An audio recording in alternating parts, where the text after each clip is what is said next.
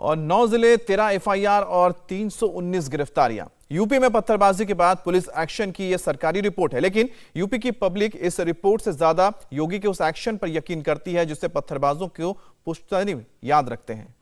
Bulldozer योगी की दंगा रोको फोर्स का सबसे कारगर हथियार है। बुलडोजर कल भी चला, मंगलवार को भी चलेगा। सवाल दूसरे राज्यों के मुख्यमंत्रियों से है। पत्थर तो 6 राज्यों में चले, मगर बुलडोजर बस यूपी में ही क्यों चलता है? बच्चों से पत्थरबाजी कराने वाले मॉड्यूल का पर्दाफाश यूपी में हो रहा है, झारखंड और बंगाल में ऐसा क्यों नहीं हो रहा? जुमे के रोज पत्थरबाजी के पीछे की इनसाइड स्टोरी क्या है, इस रिपोर्ट में देखिए।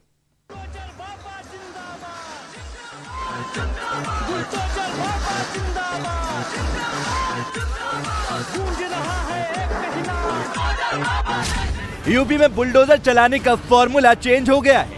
कानपुर वाला फॉर्मूला अब नहीं चलेगा। योगी आदित्यनाथ ने प्रयागराज से एकदम नया फॉर्मूला शुरू किया है।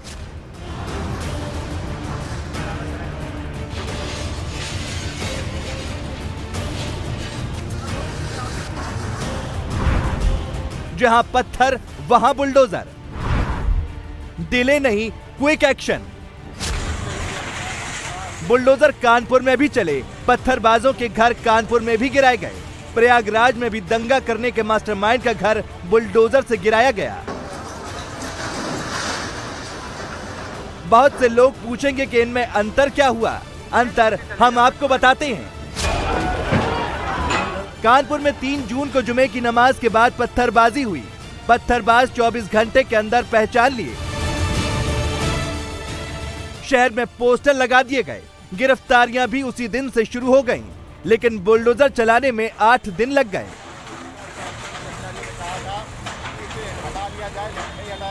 ये सॉफ्ट अप्रोच था। कानपुर में वेट किया गया, पत्थरबाजों को सुधरने का मौका दिया गया। ये फॉर्मूला नहीं चला।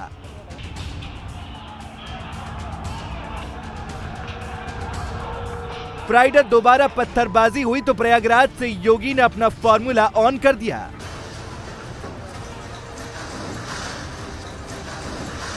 प्रयागराज में 10 जून को पत्थर चले।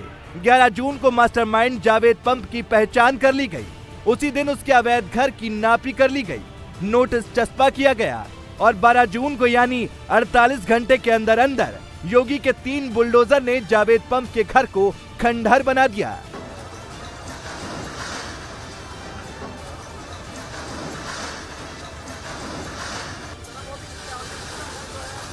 इंडिया टीवी के 2 रिपोर्टर मोनिका अरोड़ा और पवन नारा प्रयागराज के ग्राउंड जीरो पर मौजूद रहे। जावेद मोहम्मद के घर को गिराने की कार्रवाई शुरू हुई थी, वो लगभग अंतिम पड़ाव पर है। पूरा मकान ध्वस्त हो चुका है। कोशिश ये है कि इसका मलबा मुख्य सड़क पर ना गिरे, अंदर की तरफ गिरे, लेकिन इसी तरीके से ये मकान पूरे तरीके से ध्वस्त कर दिया गया है। 25 बाई 66 का ये मकान था, जो अपने अंतिम चरण में ये ध्वस्तीकरण की कार्रवाई है। बुलडोजर लगातार एक्शन में है और योगी आदित्यनाथ लगातार कहते रहे हैं जो पत्थर चलाएगा उसका घर गिराया जाएगा, और उसका परिणाम आप देख रहे हैं। मेरे पीछे आप जिस घर का मलबा देख रहे हैं, कुछ घंटों पहले ये जावेद मोहम्मद उर्फ जावेद पंप का घर था और अब इसे पूरी तरह जमींदोज कर दिया गया है।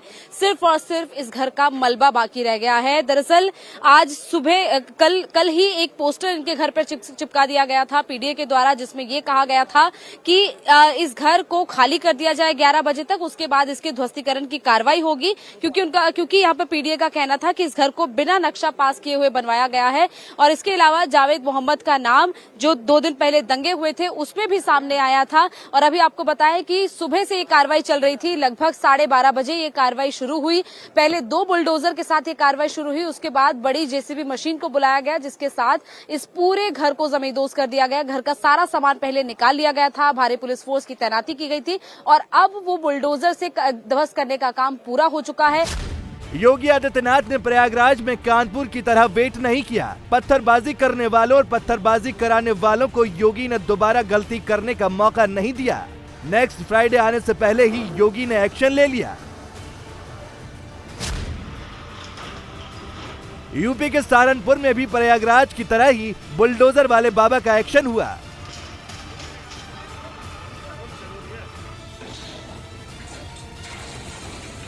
सहारनपुर दंगा केस की जांच में क्या क्या मिला ये हम आगे बताएंगे। उससे पहले प्रयागराज की इन्वेस्टिगेशन रिपोर्ट दिखाते हैं। जावेद मोहम्मद उर्फ जावेद पंप के अवैध घर पर बुलडोजर चलने से पहले इंडिया टीवी रिपोर्टर पवन नारा मुस्लिम बहुल अटाला मोहल्ले में पहुंचे तो उनके कैमरे ने ये पोस्टर रिकॉर्ड किया।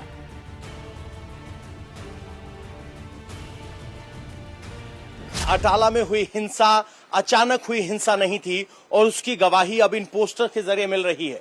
इसमें लिखा है लबैक या रसूल अल्लाह सल्लल्लाहु अलैहि वसल्लम, नबी की शान में गुस्ताखी हो और हम जिंदा रहें।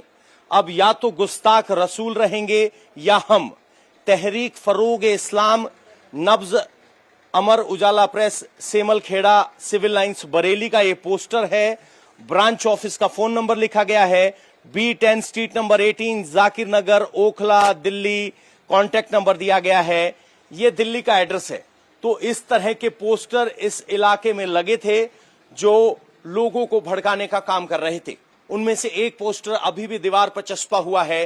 दिलचस्प बात यह है कि संस्था ऑर्गेनाइजेशन की पोस्टर बरेली का और लगा इस वक्त इलाहाबाद या कहें कि प्रयागराज के इस बाजार में है जहां हिंसा हुई। तो कहा जा सकता है कि इस हिंसा को भड़काने के लिए पैन इंडिया नेटवर्क काम कर रहा था। बाकायदा पोस्टर लगवाए जा रहे थे।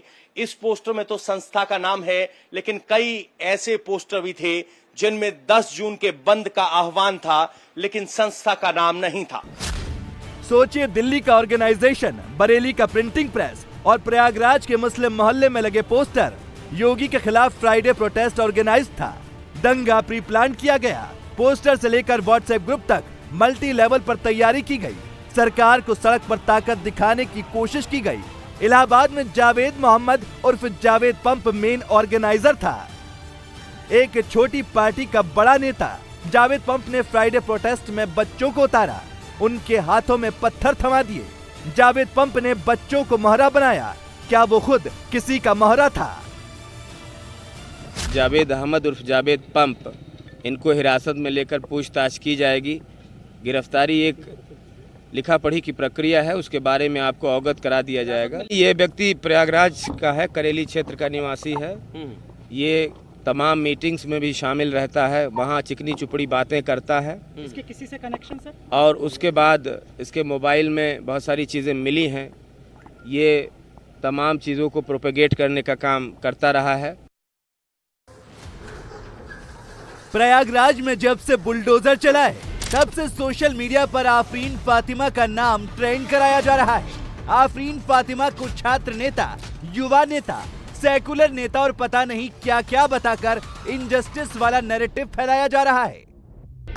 योगी के विरोधी ये बता रहे हैं कि प्रयागराज में आफरीन फातिमा के पिता जावेद पंप का घर इसलिए तोड़ा गया क्योंकि आफरीन फातिमा मोदी और योगी की नीतियों का विरोध करती हैं। आफरीन फातिमा के पुराने वीडियो दिखाकर उनको नई पोस्टर गर्ल बनाया जा रहा है। इन वीडियो को देखेंगे तो भी आफरीन के बारे में बहुत कुछ जान पाएंगे। होमोफोबिक और एंटी मुस्लिम लोग हैं जो मुस्लिम यूनिवर्सिटीज में घुसकर मुस्लिम स्टूडेंट्स को मारते हैं, पीटते हैं, हमको डराने की कोशिश करते हैं, इस उम्मीद में कि हो सकता है हम कल एहतजाज में नहीं निकलेंगे बाहर। तो ये बता देना चाहते हैं इन सभी लोगों को कि अगर आपको लगता है कि आप हमको मार पीट कर, हम पर सेडिशन UAPA लगाकर, हमारा मीडिया ट्रायल कर हमको डरा देंगे, तो ऐसा नहीं है। हम रोज निकलेंगे बाहर और अपनी आवाज बुलंद करेंगे। प्रयागराज पत्थरबाजी केस में आफरीन फातिमा का नाम योगी के विरोधी लेकर आए हैं। पुलिस प्रशासन ने तो आफरीन के पिता का घर इसलिए तोड़ा है क्योंकि वो बिना नक्शा पास कराए बनाया गया था। प्रयागराज में बुलडोजर चला तो ओवैसी की पार्टी के कैंडिडेट का पर्चा भी मिला। जावेद पंप पर दंगा कराने का केस जब चलेगा तब चलेगा। कोर्ट सबूत और गवाह की बात सुनकर वकील और दलील देखकर सजा देगा। अभी तो प्रशासन ने वो एक्शन लिया है जो उसके अख्तियार में है। जो अवैध मकान में रहेंगे और पत्थर भी चलाएंगे तो ये याद रखना होगा कि पत्थर चलेंगे तो बुलडोजर भी आएंगे। मंगलवार को नगर निगम द्वारा इस क्षेत्र में अतिक्रमण हटाओ अभियान चलाया जाएगा।